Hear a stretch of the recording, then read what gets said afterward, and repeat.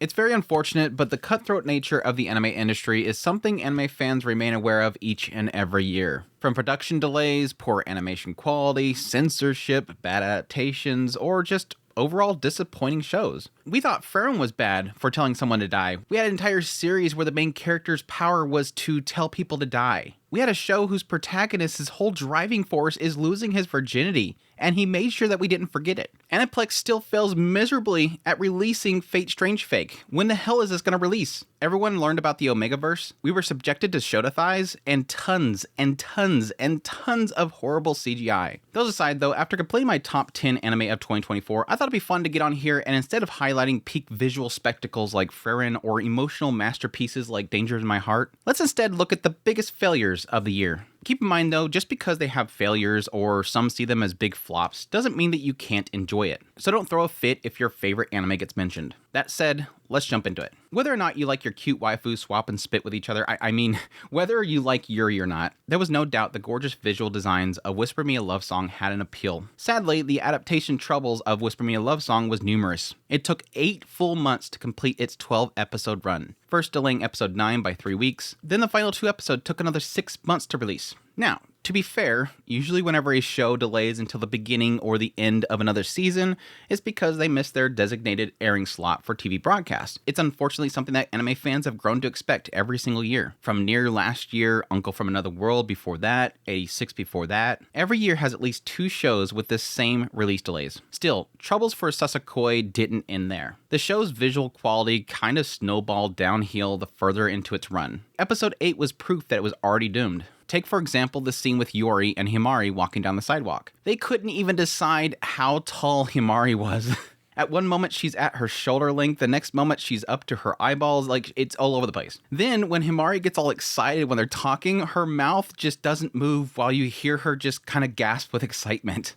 And sadly, even though the series took a 6-month break, they didn't spend that time to actually clean it up. While it wasn't terrible, it was riddled with spiky chins and wonky faces. It was extremely distracting. So much so that I questioned if they were the same characters or not. I mean, especially Aki. Do the animators just have something against Aki? Like, she's not that bad, is she? I mean, what's with her head? Anyhow, enough beating the dead Yuri horse. Let's move on to some ecchi. So if you're in public, you may want to put in some earbuds. Unless you're one of those proud degens, then what the hell's wrong with you? Isekai Onsen Paradise. Seriously, you had one job.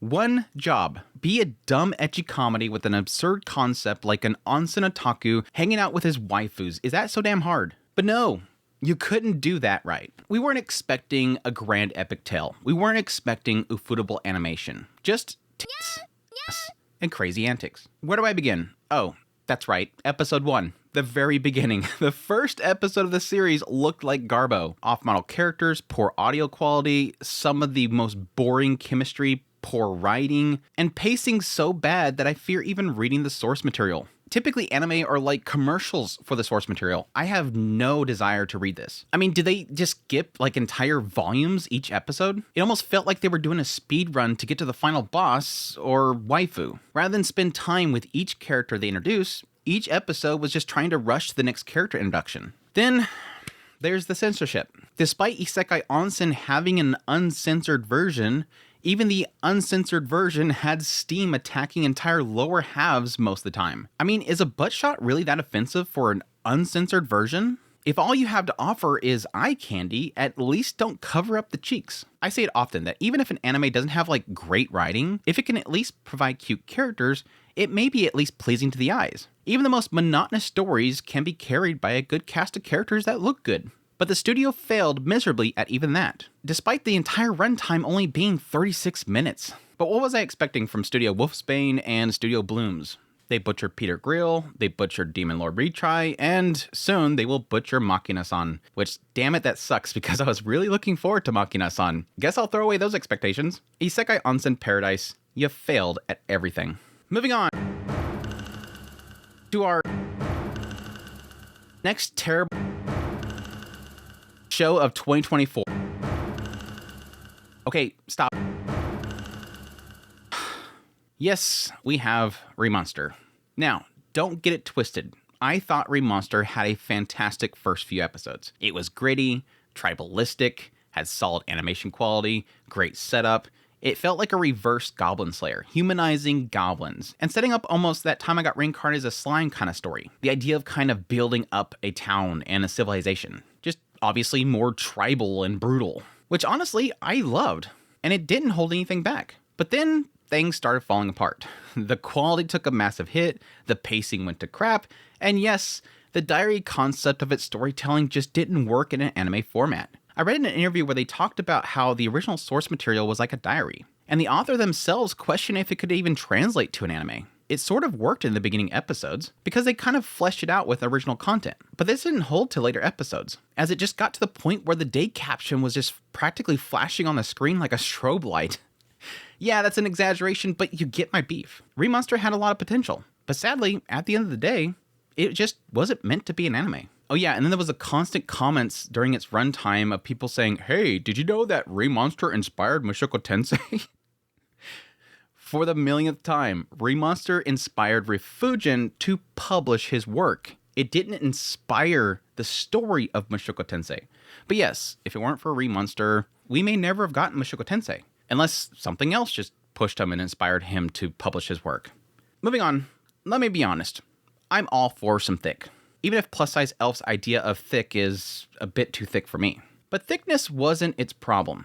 Honestly, the show had a nice variety of sizes. Plus-size elf's failures came from both production and staying power of its writing. Elias, the studio behind the series, is a fairly new studio, and sadly their offerings is bargain bin at best. Similar with the situation of Isekai onsen, if you can at least keep the characters on model, or make them appealing, while producing a series mostly sold by the visual appeal of the characters, why even bother? If the characters weren't close up, they looked horrible. And on top of that, the comedy itself, while decent at first, just doesn't last beyond the first few episodes. Early episodes really showed me a sign of the writer's capability in the goofy exchange between the elf and the dark elf. But sadly, overall, the weakest link of the series is its main character. He's about as plain as a sack of potatoes. Sorry, French fry joke. He was only really there to do his job as a trainer and magnetize cute girls to him. While typical for an ecchi harem, he doesn't do well to kind of bring out the sillier side of the female cast. If you're looking for a show like this, you're better off watching How Heavy Are the Dumbbells You Lift, or shoot, even Anatori, which is saying a lot. Alright, let's get serious. Let's put aside ecchi garbage, romance train wrecks. Instead, let's talk about edgelord. Yes, the edgiest edge anime of 2024. And sadly, the biggest disappointment I've seen from source material fans since So I'm a Spider, So What? Yes, Failure Frame, which is a really fitting name now that I think about it. A series that I've seen quite a bit of hype pre-launch. However, after its first episode, which can be best described as the second coming of Offeretta's episode 1, horrific CGI and all, the sources seem to be divided between two groups. The copers that said it's not that bad, and the rejectors that said not my failure frame. Honestly, as an anime only for this series, I can say that I see both sides. On one end, I can see the potential of the story, getting into past trauma, how it manipulates the current struggles. But yeah, on the other end, the quality is horrible. It looked like butt. Sure, the female designs are absolutely chef kiss. I mean, the elf is very reminiscent of something like Tonitaka. I seriously thought the elf was designed by Tonitaka. But that's about it. Not only is the CGI slimy looking and fresh out of PS1 FMVs, but the backgrounds are horrendous and uninspired. Add on to that, the execution of Toka's flipping to darkness just felt poorly done. It's one of those situations where I understand his reasoning, but the transition felt completely off. Either way, Toka's character came across as someone overly fueled by his past and too uncompromised to his present. It just feels too jarring to take seriously. And yes, the quality of the visuals can magnify that. Either way, the show turned into a montage of paralyzed poison screaming, paralyzed poison, while endlessly just introducing mustache twirlers. People that are so evil and diabolical, you're okay with them dying. There's no moral struggles there. It's just, okay, kill them already. In the end, it's just unsatisfying, and sadly, another adaptation that will be forgotten as the days pass. But hey, the source material is still there, right? And lastly, we need to talk about the elephant in the room. Yeah, that elephant over there with a spiral hole in his head. Uzumaki. Easily the biggest, for me, the biggest disappointment of 2024. I mistakenly was pretty hyped for this one. I'm a big fan of Junji Ito, and even though I own Uzumaki, I have yet to read it. And and the PVs looked solid. Obviously, they were using CGI, but they used some effects and styling that really capture the mangaka style. However, as many people seen from all the clips that were being made on social media, the quality didn't last very long. In no time at all, literally the second episode of 4 episodes, everything fell apart. It was almost like a completely different studio took over, which seems apt as the staffers listed in the credits were completely different for each episode, it seemed. Let's be honest though, the writing was on the wall. It was originally announced 5 years ago. They had multiple delays, all for just 4 episodes. Now, don't get me wrong, it's not like I'm a visual snob, despite all of my critiques that I've listed for all the previous shows. As long as it delivers a story or characters, I'm good with it. But sadly, as I pointed out during its airing, its problems began before the quality itself dropped, skipping so many scenes, failing to sell on the suspense. Like for example, the mother's descent into madness while she's in the hospital is completely skipped. There's also problems with the quality itself affecting the pinnacle points in the manga. Like the lighthouse activating was a joke. There was no intensity to the portrayal. It just looked like a lighthouse turning on and a smoke was coming down the stairs. It all culminated into yet another butchering of Junji Ito's work, becoming one of the lowest rated non-hentai shows on MAL, which is just sad at this point. This guy just can't get a proper adaptation of any of his works. I've seen some comments saying that they chose to actually print it rather than let the project fail, and honestly, I would have rather it just be scrapped, because now it will never get a proper adaptation, at least not in the foreseeable future. It'll probably take another like 15 years before they decide to just readapt it, and that really sucks. But anyhow, that's enough negativity for me for 1 year. 2024 is behind us, and it's time to look forward to 2025. But with that said, I want to hear from you guys. What is your biggest failures that you've seen happen in 2024 for anime? Which light novel or manga did you witness being butchered? Which series made you shut it off in disgust? Let me know in the comments down below, and I hope that you'll join me as we go into 2025. If you like this content, be sure to hit the like button down below, and check the description for ways to support the channel. I greatly appreciate you guys' support, and I wish you all a happy New Year's.